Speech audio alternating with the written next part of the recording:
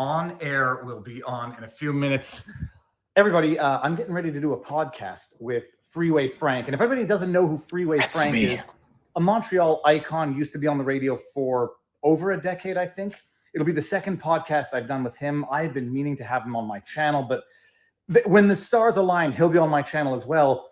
I'm getting ready to go up into his studio to do this podcast. It's going to be, what is the word? Published? It's going to be released tonight. The studio.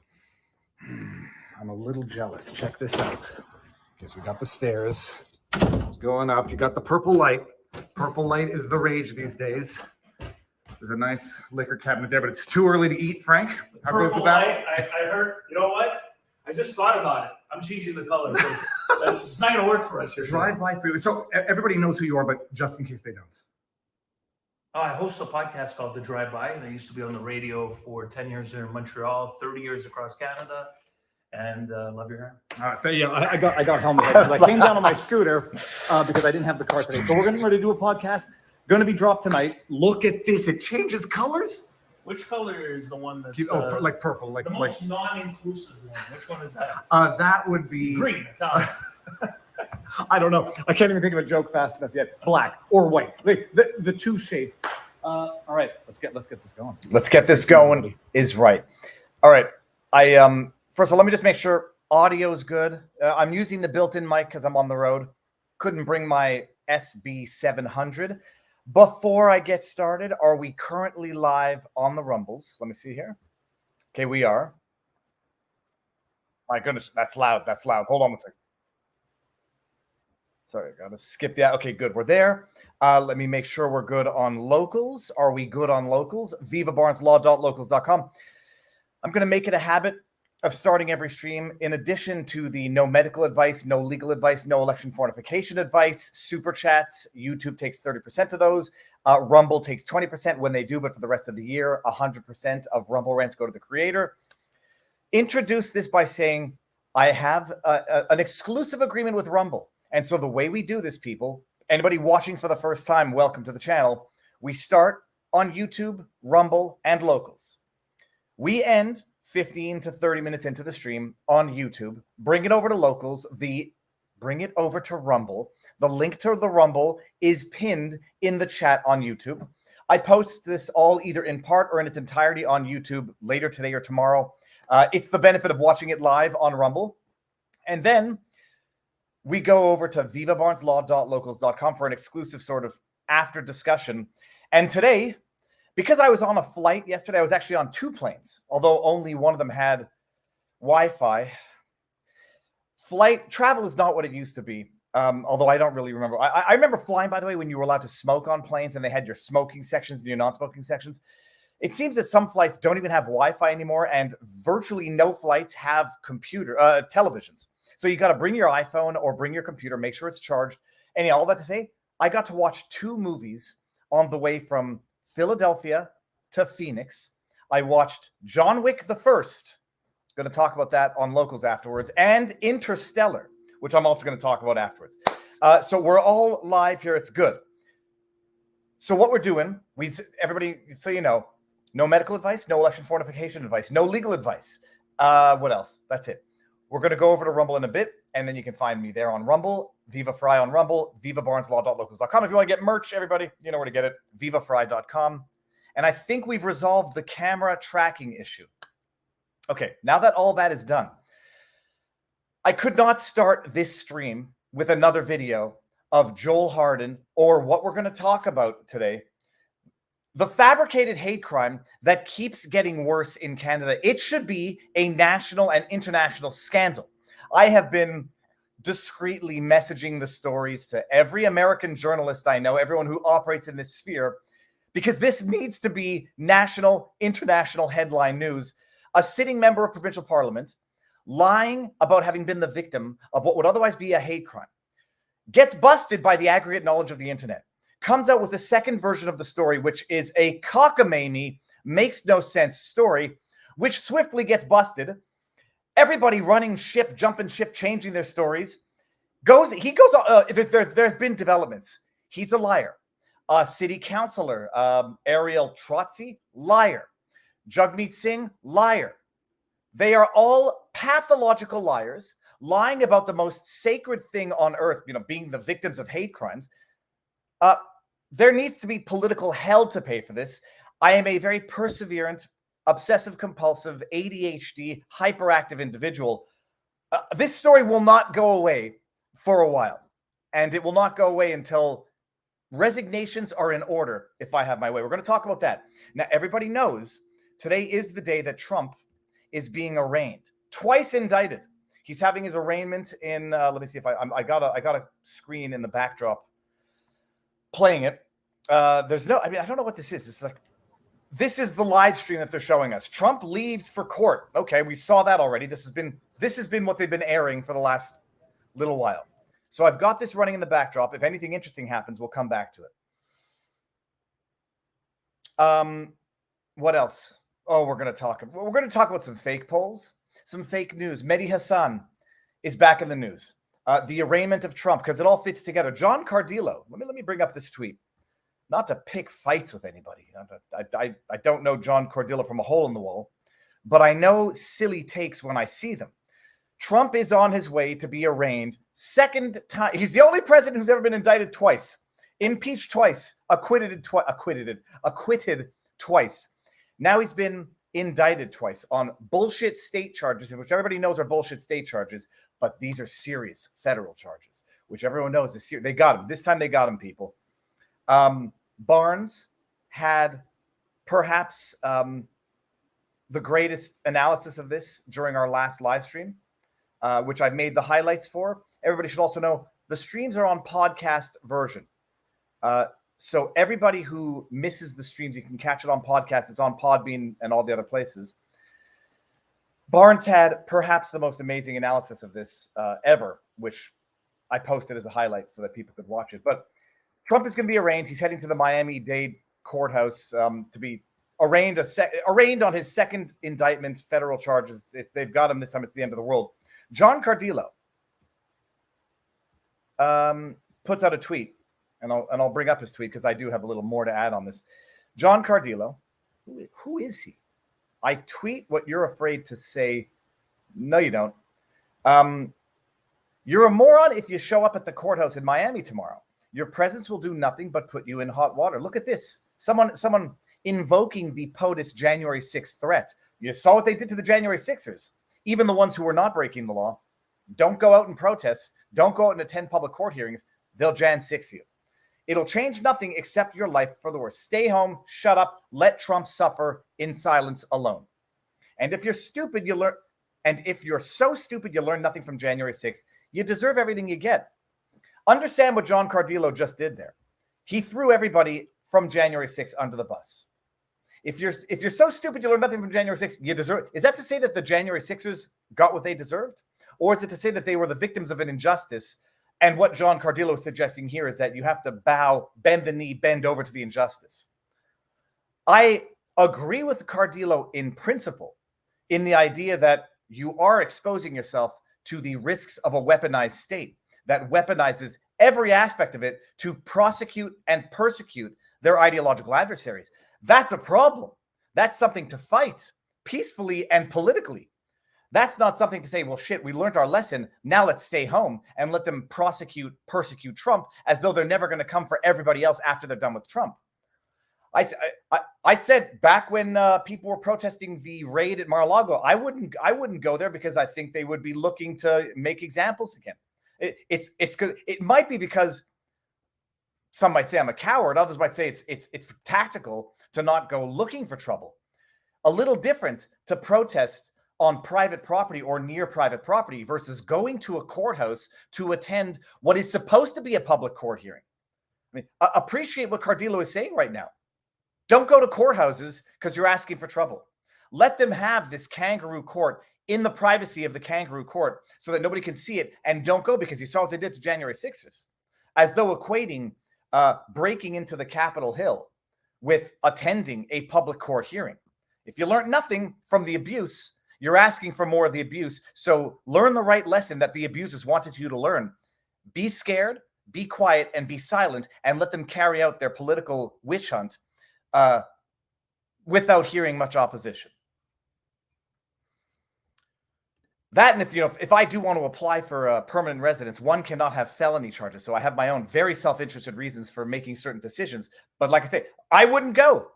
I would not tell other people what not to do when it's a constitutional right to protest, when it's a constitutional right to free and fair trials.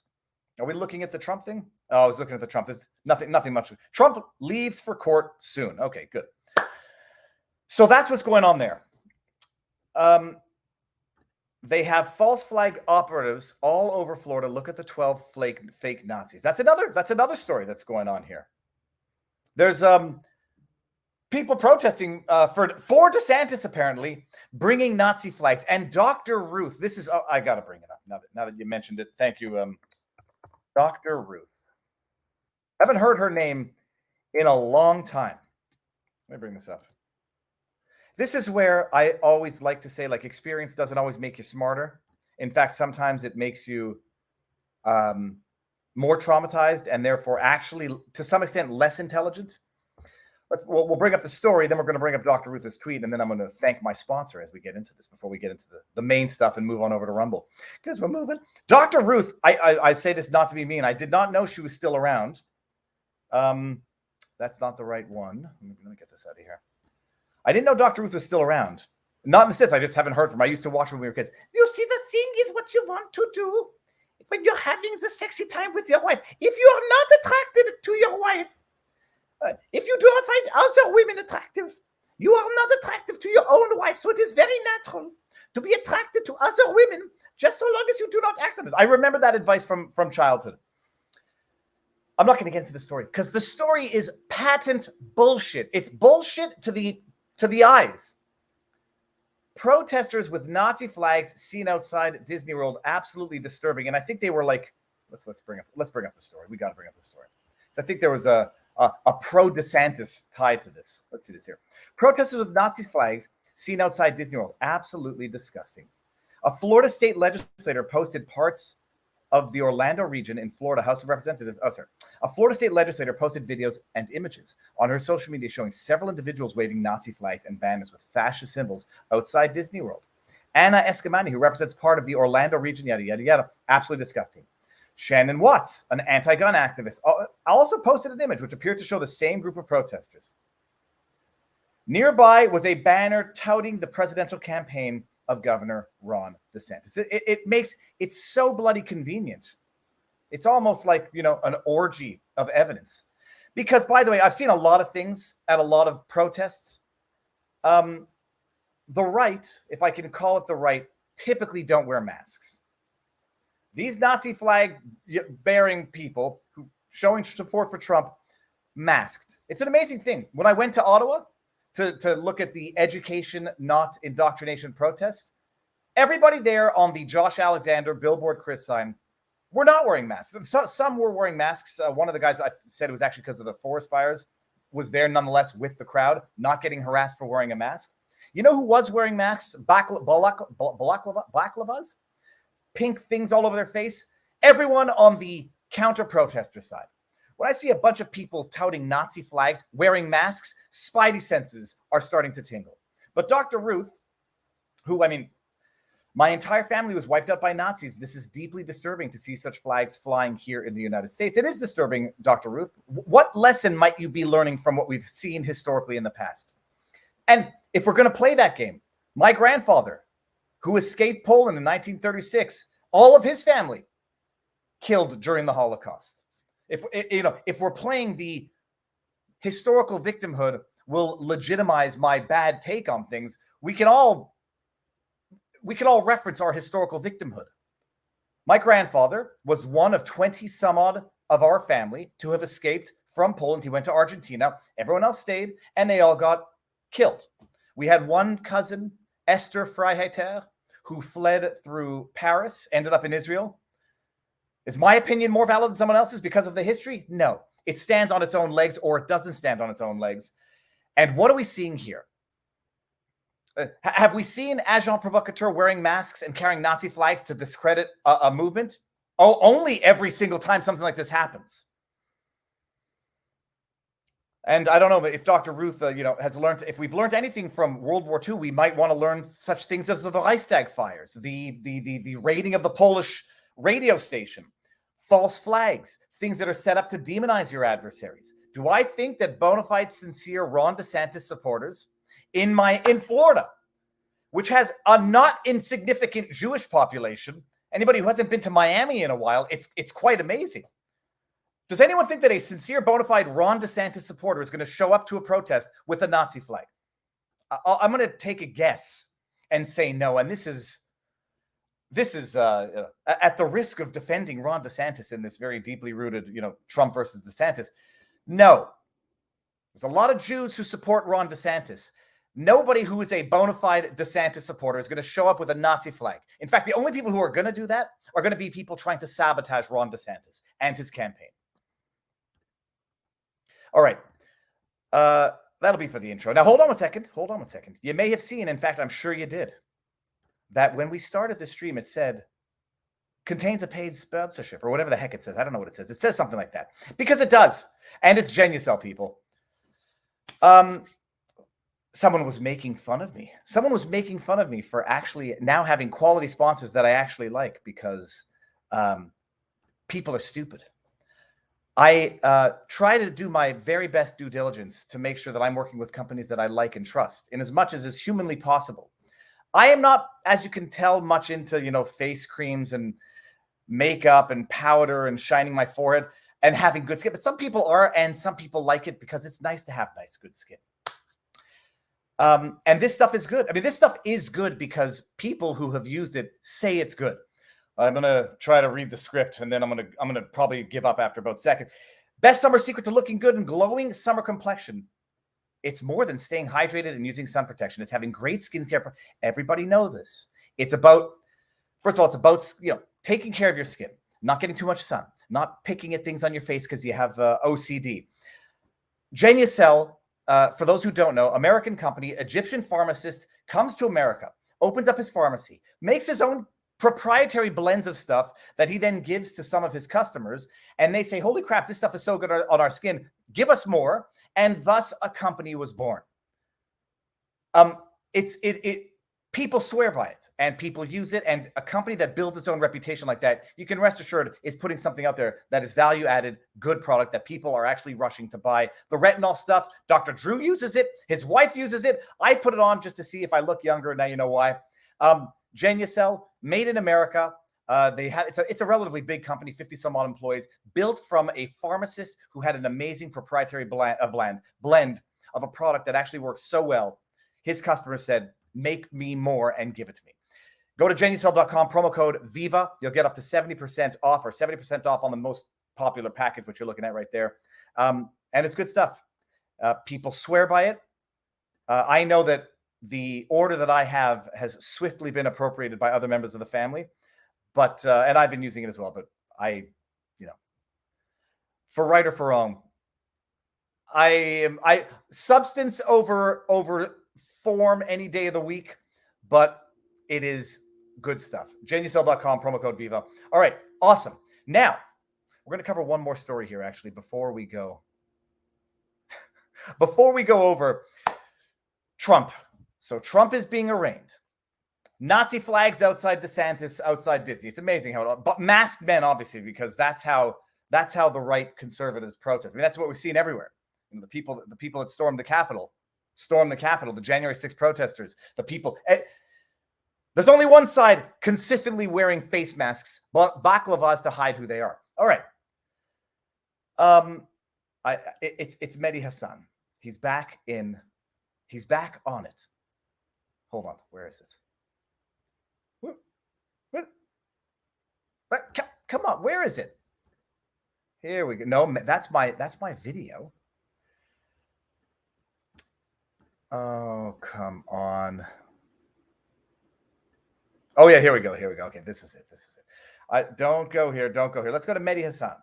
We got to put the tweet is unavailable. No, the tweet is there. So Representative Nancy Mace talking about the Trump arraignment and what Trump is being accused of and all this other stuff.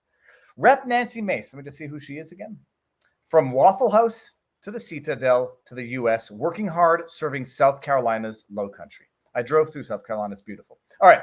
She puts out a tweet. It says, Hillary Clinton used a hammer to destroy evidence of a private email server and classified information on that server and was never indicted.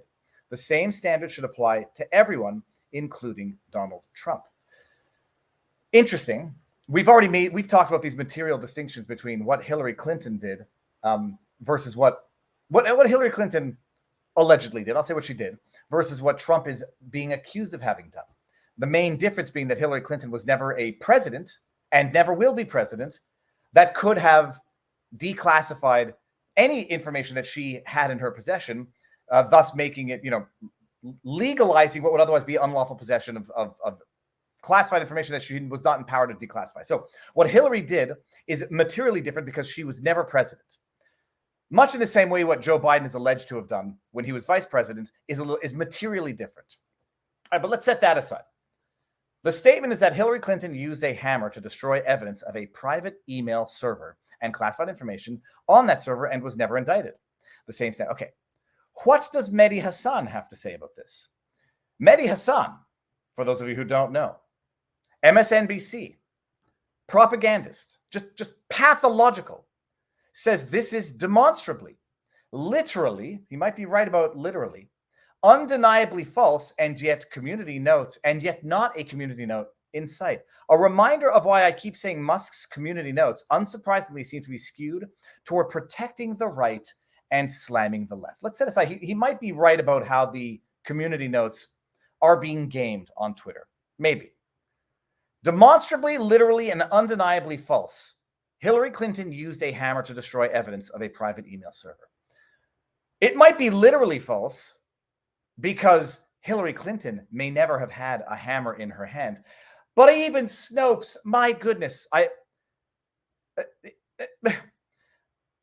Hillary didn't do it herself. She didn't have the hammer herself. So she didn't smash a phone herself. Therefore, it's a demonstrable literal. If that's the defense, Mehdi Hasan, you're a liar. In the same way that, a mob boss never himself killed somebody, but if you mandate somebody to kill somebody, you killed somebody.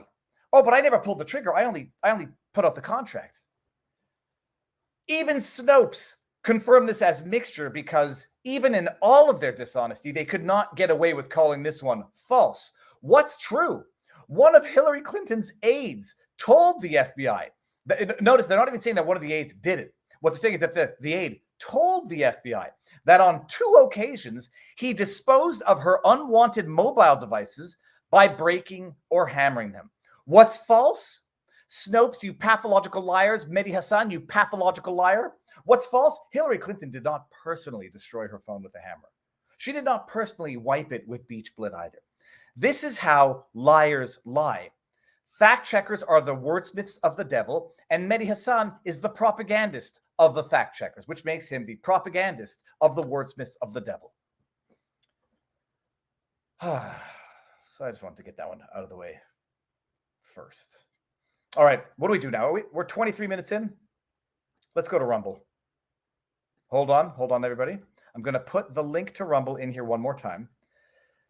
Oh, my goodness. We are going to have a field day with Joel Harden, the NDPer. Trump leaves for Miami. Now I'm seeing some videos of the Doral police and people on the street. Okay, so no news yet. Everybody, we're going to go over to Rumble. Head on over. Here's the link. Leftists love the perversion of language. You know what? You're right. Well, I think anybody who wants to disambiguate terms for the purposes of skewing an argument loves perversion of language. It's the same reason why. Look, we're going to do one more story here before we head on over to Rumble.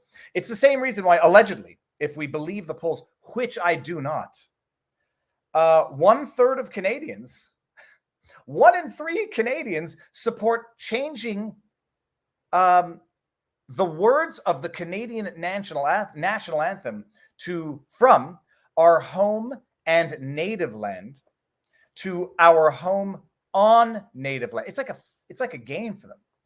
It's like a game. Oh, we can do a pun. Let's not just be overt about it and say that we're going to scrap the national anthem and start from scratch. Let's play a little game. It rhymes. It's subtle. No, it's almost like it's a wordplay. A third of Canadians support changing anthem to say "our home on native land." Words are important. Control language. You can actually control thought itself. By the way, everybody who does not yet know, how many people do you think were polled? You should know by now if you've watched enough of my streams, because when I say that these polls are bullshit, intended to drive narrative, intended to manipulate thought, and not intended to reflect narrative and reflect thought, it's because they are. I think in this poll, they polled 1,500 people. Yep, 1,525. A new poll suggests only a third of Canadians support a proposal from Mississauga, Ontario, to ask the federal government to change the lyrics of the national anthem. If I would not put only a third, I would put, holy shit, 1/3 of the people polled are that stupid, or are that ashamed of some fabricated shame. Our home and native land. Well, first of all, I think that's logically correct for anybody who comes an immigrant to a nation. It becomes their native. I mean, I never actually even thought about what it really, our native land means, the land from which you've come. Our home on native land, because all of these virtue signaling buffoons in government now, they start off every speech with, we're on unclaimed territory of the natives. It's the most shameless public flagellation that people think they can do so they can gain the adoring love of the woke, politically correct virtue signaling mob. I hereby flagellate myself. I'm going to whack myself on the back with roses, with thorny rose stems. I am on unclaimed. This is not my land. How far back does this game go? There's history. History is written. And then the question is, how long do you think you have to go on apologizing for what were injustices or merely the way history played out of the past? Especially since a great many people here are immigrants themselves that had no part in the history of the battle for what is now Canada. A new poll suggests only a third. Okay, the proposed resolution would ask Ottawa to alter the line that reads, "O Canada, our home and native land," to "O Canada, our home on native land." Market research, Leger, look up Leger, people, surveyed 1,525 people between June 7 and June 11, asking them if they support the proposal. The results suggest 33% of Canadians support changing the anthem, with 48% opposed, 19% saying they don't know. The poll cannot be assigned a margin of error because online surveys are not considered truly random samples. So you're citing some BS, bogus poll to try to convince Canadians, 38 million of them, that 33% of them support changing the national anthem because 500 people of an online bogus poll replied yes. That's not called reflecting reality or reporting the news. That is called controlling a narrative and shaping opinion. It's mind control sounds very Alex Jonesian. It's manufacturing consent. It is persuasion, planting the seed. 1/3 of Canadians support it. So when it comes, people, be ahead of the curve. Leger is a scam site. I make no personal affirmation to this.